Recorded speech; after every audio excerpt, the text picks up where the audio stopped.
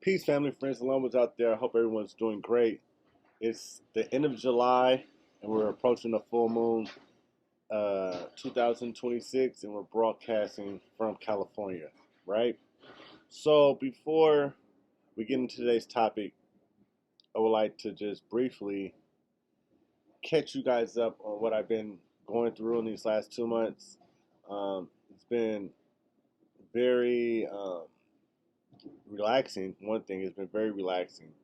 But most of all, it's been very informative. I've received a lot of downloads in the last 2 months and really just been reflecting on how to interpret what has been given to me to be presented and expressed through my spirit. So, yeah, that's what I've been doing. I've been coming up with a lot of different topics that I wanted to address with not only myself, but with the community that I'm within. Um, So that's where my focus has been in the last 2 months, and really just taking in the energy um, and allowing things to fall where they're going to fall. Um, the last 2 months has been the last months of my cycle. I'm going into a new cycle in August, and so I've been preparing for that as well. So, um, with that all said, we're back. We're going to be having more videos, attaining more information on how we can become in one with ourselves and in one with the cosmos and to build a community with each other, right? So, with that said, let's get into today's show. Today's show is topic by being yourself, you can show others who you really are. Okay? And I'm just going to start with the topic first. Being yourself can show others who you really are. And I say that because we are perceived to be something either less or more than what we actually present ourselves to be in the present moment. So sometimes we are undervalued, or sometimes we might be given more responsibilities that we can handle. I would say it like that, right? And in these times that we are trying to identify ourselves or be ourselves, we have not only the past, present, and the future to have to identify with, right? That's to identify with because that's the main part of the first half of this show is identity. And how do you see yourself and how do others see you, right? And before we talk about yourself or ourselves and how we see ourselves, I would like to ask a question to everyone um, and to see how you feel and think about the collective, right? So if you can leave comments or DM me your answers or text, that'd be great. But the question is, how do you view the people in 2026? Excuse me. And I say the people, meaning the collective, your family, your friends, your community, the people that you actually see on a day to day, right? I say talk to, do business with, work with, those people, right? How do you view them? How do you see them in this present time? And I'll just tell you I'll break down how I view others.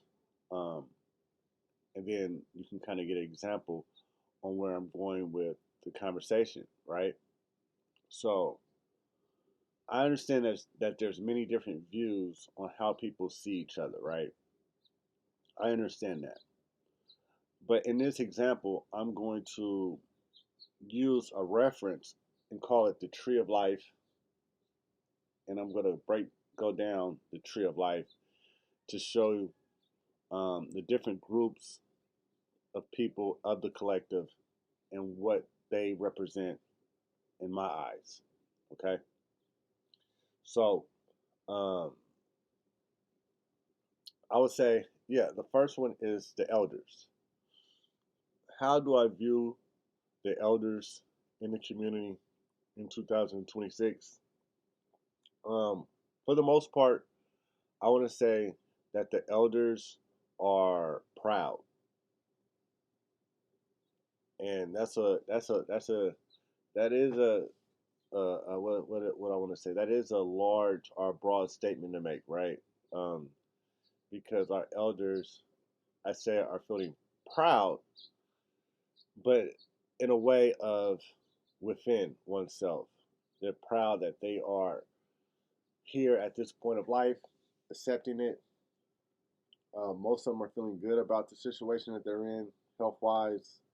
Um, so, when I say proud, that's what I mean by individual. But as a collective, I feel that the 75-year-old and older are being disrespected and unappreciated. So, there you have two different views of one group of people. And that's why I asked you, how do you see others in 2026? Because there's multiple views that we have to look through and see which one we're using to project energy towards that person. Are we using energy of respect to our elders and showing them that they're appreciated? Or are we taking advantage of our elders and looking on how to benefit from their situation or place them in a situation that makes it more easier for, when I say us or one, to live on without not much responsibility. And I say much responsibility because once how you look at others will tell others and tell yourself how much responsibility you're willing to take for yourself, right? I say for yourself um, because as an individual, you're going to have to take on responsibilities that your family members might not accept, or your family might not value that path or the road that you're going to take. And so you become a little more isolated or an individual, so to say, on certain decisions and paths that you're going to make, right? So let's continue to go down the line of identifying the collective group and how we see them, right? So the older adults, the ones that's older than 56, but younger than the 75-year-old, right? These are mostly our parents, our uncles, our aunts of some sort. Um, it could even be our grandparents for a younger generation, right? Um, and I see them as being um, overwhelmed and uncertain. And I say overwhelmed and uncertain because we are in a time of technology, um, electronics, devices, and all these things, which a lot of our older adults didn't really handle earlier in their life for sure, but later in their life probably didn't get familiar with all the devices and technology that we have nowadays. So they're a little overwhelmed, right? And have a little uncertainty of how things are unfolding. Because they're unfolding so fast that they might not get the full grasp of the days and time that they're in just by tapping and using your phone and purchasing things and and opening up emails maybe like these things um, our older adults are a little overwhelmed or uncertain about, and it's very important for them to feel comfortable or to know that they have the capability to learn these new technologies and these new devices, right? So um, it's very important that the older adults still pay homage and still carry on and pass the information down that the elder has given them and has shown them, right? They can't neglect the elder at this point because we are trying to identify as a whole and we're going to need each group to um, pretty much vouch for the next one in a way, right? And so the next group of individuals would be the grown adults, and that would be from 40 to 55. And this is the group that I fall in, and I feel like right now this is a great time to pivot, or a great time to adapt.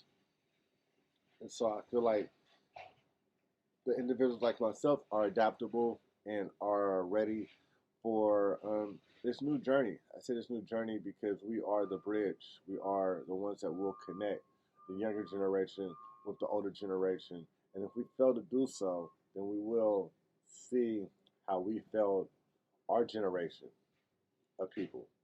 So we will not be in unity. We won't be as close as a collective as we should be as a group of people if this group of individuals fail to do their job, right? And I say fail to do their job, play their role, whatever it might be. So yes, the 40 to 55-year olds are definitely um, a key into identifying who we are as a collective, right? So if you're in that age group, I hope you are mature, are becoming more mature and responsible and ready to connect the bridges that you're going to have to do to keep this collectiveness and this oneness something that we want to be a part of, right? So we have our young adults, and this age is not very young, but they still are growing and maturing into individuals that's going to play a bigger role. And I say a bigger role in the next stages of evolving as a whole, not just as individuals, who we all are going to evolve as individuals, but as a whole. I feel that this is the most important group. It's the young adults between 24 to 39, which are just getting into the work field or establishing themselves um, as a responsible adult. And by doing so, I think they're doing a great job. So I feel that this age group is very hardworking, in a sense of mentally trying to focus on what they're trying to accomplish. It might not be so much physical labor work, but they're very mentally prepared to do the preparation and the work and carry it out. So I definitely salute this group of young adults that is stepping into the forefront of what we're needing our group of people to see. We need the younger and the much aware and alert group to step in and be ready to kind of like carry on the movement and be the legs and arms of this group, right? So then we have the young people, which fall underneath the ages of 16 to 24, and I feel that these group of people are very intelligent and very not only adaptable, but um, flexible in being at the speed and rate that we are in taking this information and living in these times. They are able to see things in a form which allow them to either move towards it or either kind of like take take slow steps, right, to their goals, or slow steps into their growth. I don't feel like there's so much of a fast pace with these people um, to either lose control or to either be greedy or be hungry enough to do things to others that will compromise what they're trying to do, right? So the last two uh, groups of people are minors or teenagers and youth, and I feel like this group is just being under attack, right? I feel our teenagers are being attacked. I feel the youth is being attacked, and I think that if we don't help protect these two groups of people from 15 years and under, then they're not going to be able to be capable to carry on as being a part of the collective. They will branch off and than be different than what we are, right? And I said than what we are, than what we stand for, than different than in our vision that we want to see for each other. And I'm just gonna jump right into the next part of the topic, and that's our vision, right? It's our vision that we see not only each other, but we see each group in on taking, right? We should be seeing our elders taking um, new heights and visions on where life is taking them or where life is taking them next, right? The afterlife, to transition, even the upbringing of the family, because they know so much um, that they had to do, and they see so much that their family had went through, that they can tell you what worked, and they can show you what struggles that they might have had and how they got through them. So definitely, the elders are definitely the key. Um, I think the key position that we have to focus on while bringing our vision to the forefront in 2026. These elders have information that we need to know to move forward in this future that we're creating for each other. So just understand that that's always going to be something that we need to do, is not only respect our elders, but get our information and get our confirmation from our elders, even though that we're feeling that they might be um, losing grip of life, depending on their life conditions and their health conditions. But we also have to know that the mental and the spirit is intact and will provide the information that we need to carry on, right? Um, we all come from someone before us, right? So it makes us a part of a whole. And so we are a part of a family, right? And I was having a conversation with a family member, and we were talking about family values, right? And we were going over some of the family values that we have. And I seen that some of our family values um, didn't actually fall in alignment with some of my individual values. So we had a conversation about that. And in that conversation that we had, it was very, excuse me, it was very helpful for me to express exactly where I was coming from, and exactly when I said that. One second. When I said that um, our values are a little different, and when I said that, and the conversation continued to go on, we were able to see that we have to be open minded, right, and not blinded to the conditions to other people that's a part of the whole. And I say if we are able to connect the energies of each group and become a collective, then we can start passing this vision and these values down to our youth so they can feel a part of it and they can see themselves being a part of something going forward. Because right now we don't have too many structures of unity that shows that we're moving forward together. We have a lot of individuals that's growing to success and it's showing success, but as a whole, it's not adding up to making everyone feel connected and feel like they're moving in the same direction, right? And this is when we're talking about as a family, as a group, or as a community, not as a worldly, not as us as everyone in the world, but this is like your small or nice sized groups of people that you call family or have community with, and understanding that yes, we have individual family values, we have individual values and family values that we have to bring together so that we can bring one vision and one set of morals and values to pass on in this new vision that we have for ourselves, right? And I said it's new vision, but the way we see each other, because we have to identify each other in a much positive and stronger way moving forward, right? And it's not about your skin tone or your ethnic background in 2026.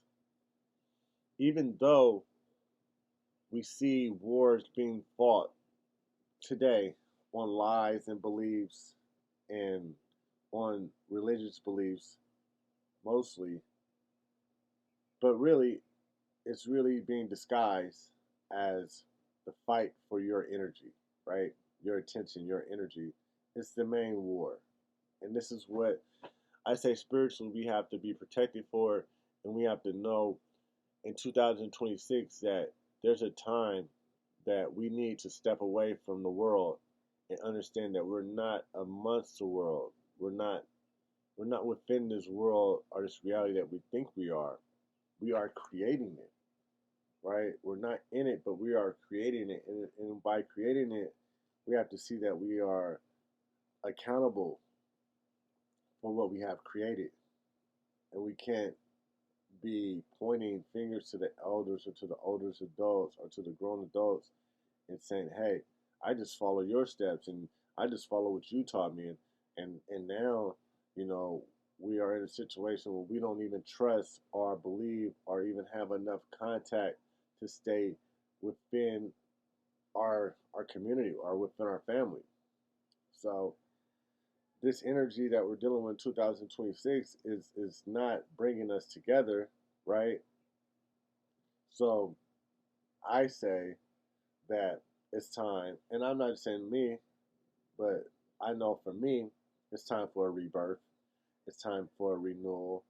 It's time for reconnections my with my individual values and with my family values, right? So that's why I feel like it's the most important thing for us to do is create our vision in 2026 and how we see each other and how we see each other with more value than less value, right? So when I ask myself, who am I and what I stand for, I can kind of identify with being a channel. And I say a channel, but a vessel that's ready to channel the energy of the collective cosmo energy of my connected to my spirit, right? It's the cosmo energies that I feel that I am, and I am a channel for that. So I don't really have any titles of what I am. I just know what I am, and I know that what I am is more than a title. It gives out more than what you could define. So when I say who I am and what I stand for, it's moving towards the progress of becoming, right? And I say of becoming because I'm always becoming more of what I think of, right? And we all are. So the more that I feel that I am becoming in line with God, that's the more vibration that I take on in my life. And the vibration is the rebirth. It's the rebirth of the becoming, right? And not falling into the chaos and the rebellious ways of the world, right? The rebirth, we shall see ourselves as God in the flesh. And that equals the present moment, right? Anything that's happening is already happening from within, right? So when you find or when you align yourself with God, with the higher self within, that has already been connected within you. It's already been there. So like you can't really find God because God is already within you. It's nowhere to look. It's all about the alignment and how you activate your God energy, right? That's a lot of things we don't do. We don't activate the God energy that we have within each other. and we're going to talk about that later on how to activate the God energy, how to set the tone for the day as a God, how to receive your assignment as a God, how to share your receivings in your wealth as a God. All these things that we're going to talk about and show that when you are in alignment with God, how things unfold, right? So every restart might be at a different point, right? Some might be turning um, into a better person, and then some might be evolving and becoming less than what they're what what they know they should be, and so they're fighting from within and fighting self identities that they don't want to see themselves as, right? They want to be settled and comfortable as being the boss or being um, the director or whatever the situation might be. They're good at being that, right? They like that settlement. But that's not what's happening right now. Right now, there's a transformation happening as for the collective group, and as the collective group has to take on different roles in this transformation, the individual has to take on more responsibility or more maturity in the way he's addressing life, right, and addressing his or her life and their identity, because this identity that we had from as a from our earlier stages in life has now it's now changed. You know, our identity has now changed. We have grown into different roles in life, and so in our current identity, we might um, we might need to well, not might need to. With our current identity, it's a new version of ourselves, so we have to get in line and become in alignment with who we are, right? And I say that because with myself, I've seen that moving forward, who I am required more of this, more of being a part of the collective, more of sharing God like energy onto others, right? Sharing, expressing, uplifting, um, just wanting to be a friend or a partner or a coworker, just wanting to be a part of what is forming and not trying to stand isolated or push things away from me. Um, I understand where we're going towards unity, and I hope everyone else is moving towards that same unity from within first.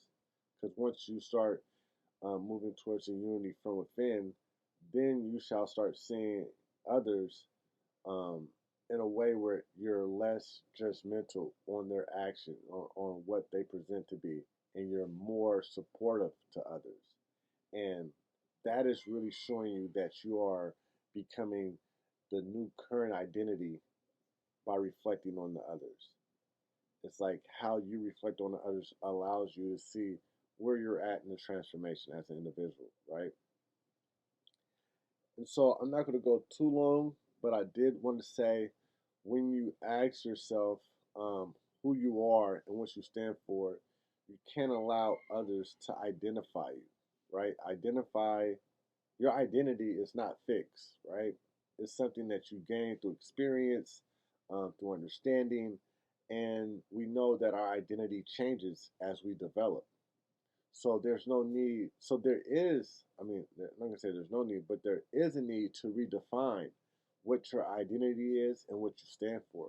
So hopefully after this video, you can reflect on more of how you see yourself a part of the collective, and then where you stand, what you stand for, meaning are you going to be a mature enough individual to carry out that role and that responsibility so we can come together as a collective, right?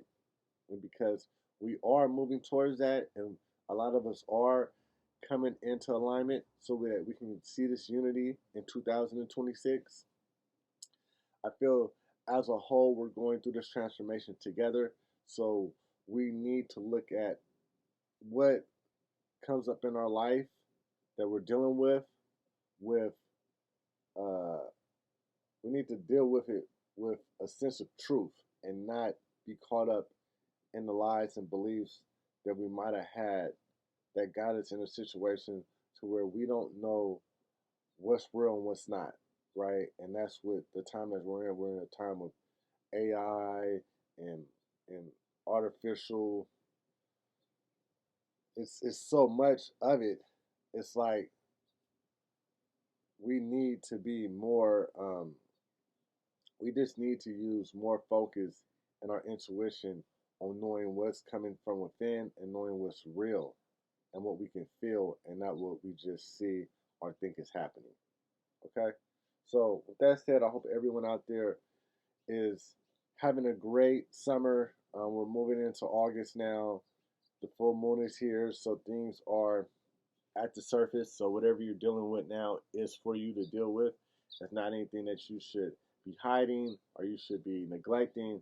Just go ahead and see what is the best way to identify with it and accept it, and then allow yourself to move forward in these next stages that we have for the cycle of 2026. This is the best part of 2026. It's the second half.